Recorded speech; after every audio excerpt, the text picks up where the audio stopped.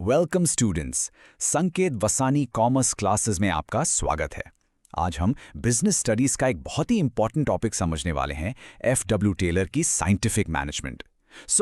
20th century की शुरुआत में फैक्ट्रीज में बहुत कैओस था।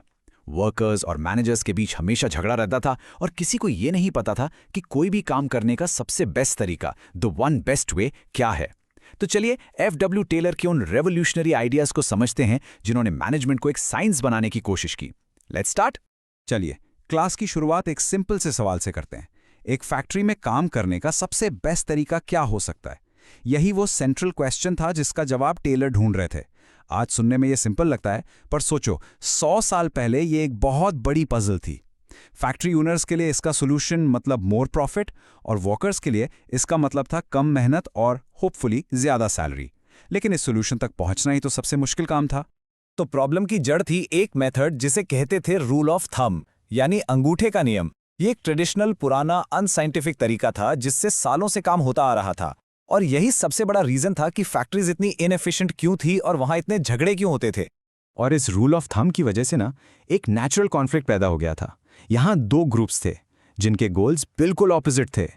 ओनर्स का फोकस था सिर्फ प्रॉफिट बढ़ाने पर, जबकि वर्कर्स चाहते थे कि उनकी मेहनत के लिए उन्हें ज्यादा से ज्यादा वेजेस मिलें। इस कांस्टेंट टेंशन की वजह से फैक्ट्री के फ्लोर पर कभी शांति या हार्मनी नहीं रहती थी। तो आखिर ये रूल ऑफ थंब है क्या? बेसिकली ये था मैनेजमेंट बाय इंट्यूशन, मतलब जो मैनेजर के मन में आया या उसके पर्सनल एक्सपीरियंस ने कहा वैसा ही काम होता था। डिसीजंस किसी डेटा या साइंटिफिक स्टडी पर बेस्ड नहीं होते थे। It was all guess work, कोई प्रॉपर सिस्टम नहीं था। यहाँ आप दोनों अप्रोचेस को साइड बाय साइड देख सकते हो। एक तरफ है रूल ऑफ थंब जिसमें सिर्फ इंट्यूशन, ट्रायल एंड एरर और पर्सनल एक्सपीरियंस है, और दूसरी तरफ है साइंटिफिक मेथड जो logic, cause and effect analysis और एक्सपेरिमेंट्स पर बेस्ड है। टेलर का यही मानना था कि अब इंडस्ट्री को इस पुराने तरीके से नए साइंटिफिक तरीके की तरफ बढ़ना ही होगा। और इस बदलाव को लाने वाले इंसान थे फ्रेडरिक विंस्लो टेलर। उनका इन्फ्लुएंस इतना ज्यादा था कि उन्हें फादर ऑफ साइंटिफिक मैनेजमेंट के नाम से जाना जाता है। पता है टेलर का पर्सपेक्टिव इतना यूनिक क्यों था? क्योंकि उन्होंने किसी ऑफिस से शुरुआत नहीं की। उन्होंने एक फैक्ट्री फ्लोर पर एक अप्रेंटिस, एक सिंपल वर्कर की तरह काम शुरू किया और अपनी मेहनत से मैनेजर बने। इस प्रैक्टिकल हैंड्स ऑन एक्सपीरियंस ने उन्हें उन सारी प्रॉब्लम्स को बहुत करीब से दिखाया जिन्हें बाद में उन्होंने सॉल्व करने की कोशिश की। और उनका ये फेमस कोट उनकी पूरी फिलॉसफी को आसानी से समझा देता है। टेलर के लिए मैनेजमेंट का मतलब सिर्फ ऑर्डर देना नहीं था। उनके लिए मैनेजमेंट का मतलब था पहले तो ये जानना कि आप अपने वर्कर्स से एग्जैक्टली क्या करवाना चाहते हो, और फिर साइंटिफिक एनालिसिस के जरिए ये इंश्योर करना कि वो उस काम को सबसे बेस्ट और सबसे सस्ते तरीके से करें। उनका पूरा करियर हर काम के लिए उस वन बेस्ट वे की तलाश में निकल गया। तो इस विजन को जमीन पर उतारने के लिए टेलर ने कुछ कोर प्रिंसिपल्स डेवलप किए।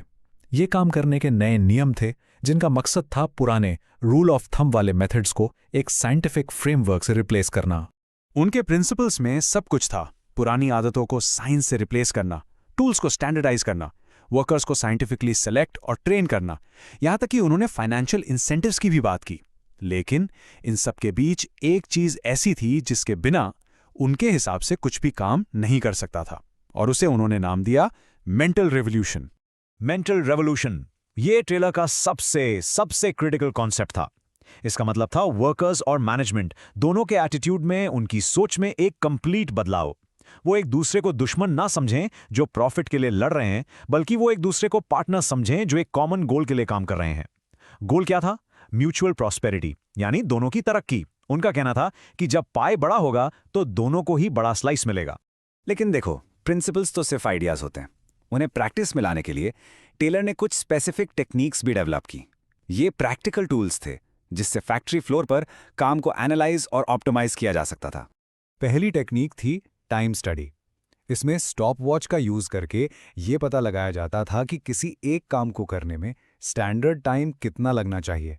गोल ये था कि एक फेयर डेज वर्क का बेंचमार्क सेट किया जाए, मतलब एक दिन में कितना काम करना फेयर है, जो कंपनी के लिए भी एफिशिएंट हो और एम्प्लॉई के लिए भी आसान हो। इसका एक परफेक्ट मॉडर्न एग्जाम्पल है स्विगी या जोमैटो। वो डेटा यूज करके कैलकुलेट करते हैं कि एक रेस्टोरेंट से कस्टमर तक फूड पहुंचाने में एक स्टैंडर्ड टाइम कितना लगना चाहिए। ये कोई अंदाजा नहीं है, ये एक तरह की टाइम स्टडी ही है जिसे हजारों डिलीवरीज में एफिशिएंसी लाने के लिए डिजाइन किया गया है। अब आती है अगली टेक्निक, मोशन स्टडी। जहां टाइम स्टडी का फोकस था कितना टाइम लगेगा, वहीं मोशन स्टडी का फोकस था कैसे किया जाएगा। यहां गोल था एक वर्कर के फिजिकल मूवमेंट्स को एनालाइज करना, ताकि जो भी अननेसेसरी या अनप्रोडक्टिव मोशंस हैं, जो फालतू के मूवमेंट्स हैं, उन्हें हटाया जा सके। इससे थकान भी कम होती थी और टाइम भी बचता था। एक कार मैकेनिक के वर्कस्पेस के बारे में सोचो। अगर उसके सारे टूल्स इधर उधर बिखरे पड़े हैं तो वो सही टूल ढूंढने में टाइम और एनर्जी दोनों वेस्ट करेगा। लेकिन अगर सारे टूल्स एकदम लॉजिकली अरेंज किए गए हैं और उसकी पहुंच में हैं तो काम जल्दी भी होगा और मेहनत भी कम लगेगी। ये एक बेसिक मोशन स्टडी का ही एग्जाम्पल है। और अब आती है टेलर की शायद सबसे पावरफुल और सबसे controversial technique, differential wage rate. इसका आइडिया सिंपल था पर उस जमाने के लिए काफी रेडिकल था। इसका मतलब था काम के हिसाब से पैसा। जो एफिशिएंट वर्कर्स स्टैंडर्ड से ज़्यादा काम करेंगे उन्हें हायर रेट से पेमेंट मिलेगी और जो कम एफिशिएंट हैं उन्हें लोअर रेट से। ये प्रोडक्टिविटी बढ़ाने के लिए एक डायरेक्ट फाइनेंशियल इंसेंटिव था।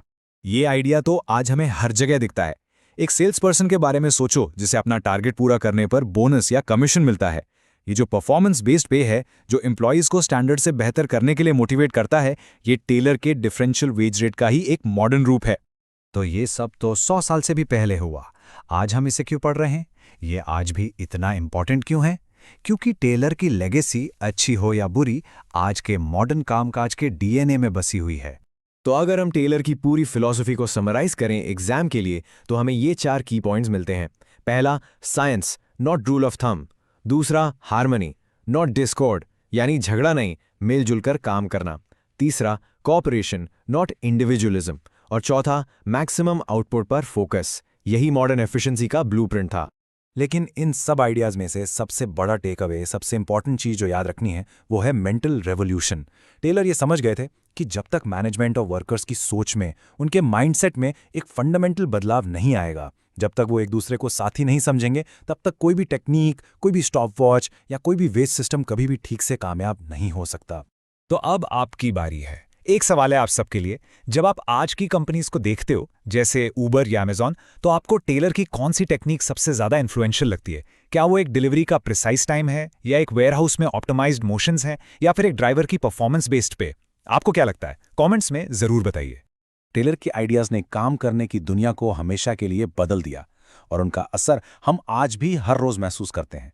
तो आज की क्लास के लिए बस इतना ही। साइंटिफिक मैनेजमेंट के इस एक्सप्लेनेशन को ज्वाइन करने के लिए थैंक यू।